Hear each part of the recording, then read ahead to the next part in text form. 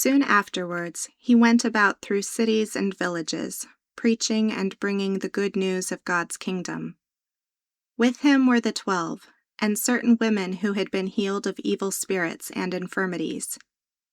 Mary, who was called Magdalene, from whom 7 demons had gone out, and Joanna, the wife of Cusas, Herod's steward, Susanna, and many others who served them from their possessions. When a great multitude came together and people from every city were coming to him, he spoke by a parable. The farmer went out to sow his seed. As he sowed, some fell along the road, and it was trampled underfoot, and the birds of the sky devoured it. Other seed fell on the rock, and as soon as it grew, it withered away, because it had no moisture. Other fell amid the thorns, and the thorns grew with it and choked it. Other fell into the good ground, and grew and produced 100 times as much fruit. As he said these things, he called out, "He who has ears to hear, let him hear." Then his disciples asked him, "What does this parable mean?" He said, "To you it is given to know the mysteries of God's kingdom, but to the rest it is given in parables, that seeing they may not see, and hearing they may not understand. Now the parable is this: the seed is the word of God. Those along the road are those who hear. Then the devil comes and takes away the word from their heart, that they may not believe and be saved. Those on the rock are they who, when they hear, receive the word with joy. But these have no root. They believe for a while, then fall away in time of temptation. What fell among the thorns, these are those who have heard, and as they go on their way, they are choked out with cares, riches, and pleasures of life, and they bring no fruit to maturity. Those in the good ground, these are those who with an honest and good heart, having heard the word, hold it tightly, and produce fruit with perseverance. No one, when he has lit a lamp, covers it with a container or puts it under a bed, but puts it on a stand, that those who enter in may see the light. For nothing is hidden that will not be revealed, nor anything secret that will not be known and come to light. Be careful, therefore, how you hear, for whoever has, to him will be given, and whoever doesn't have, from him will be taken away even that which he thinks he has.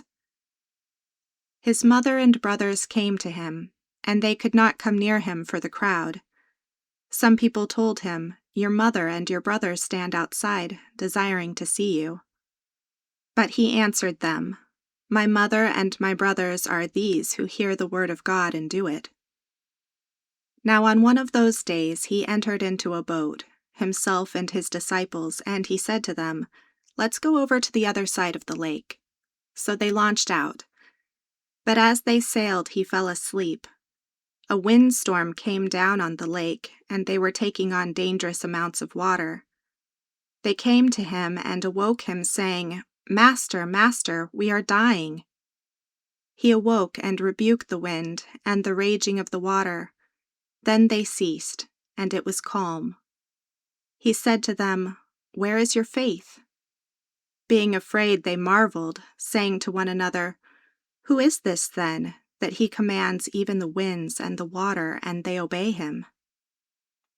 Then they arrived at the country of the Gadarenes, which is opposite Galilee. When Jesus stepped ashore, a certain man out of the city who had demons for a long time met him. He wore no clothes and didn't live in a house but in the tombs. When he saw Jesus, he cried out and fell down before him, and with a loud voice said, "What do I have to do with you, Jesus, you Son of the Most High God? I beg you, don't torment me." For Jesus was commanding the unclean spirit to come out of the man. For the unclean spirit had often seized the man. He was kept under guard and bound with chains and fetters. Breaking the bonds apart, he was driven by the demon into the desert. Jesus asked him, "What is your name?" He said, "Legion," for many demons had entered into him. They begged him that he would not command them to go into the abyss. Now there was there a herd of many pigs feeding on the mountain, and they begged him that he would allow them to enter into those. Then he allowed them. The demons came out of the man and entered into the pigs, and the herd rushed down the steep bank into the lake and were drowned. When those who fed them saw what had happened, they fled and told it in the city and in the country. People went out to see what had happened. They came to Jesus and found the man from whom the demons had gone out, sitting at Jesus' feet, clothed and in his right mind, and they were afraid. Those who saw it told them how he who had been possessed by demons was healed. All the people of the surrounding country of the Gadarenes asked him to depart from them, for they were very much afraid. Then he entered into the boat and returned. But the man from whom the demons had gone out begged him that he might go with him. But Jesus sent him away, saying, "Return to your house and declare what great things God has done for you." He went his way, proclaiming throughout the whole city what great things Jesus had done for him. When Jesus returned, the multitude welcomed him, for they were all waiting for him. Behold, a man named Jairus came. He was a ruler of the synagogue.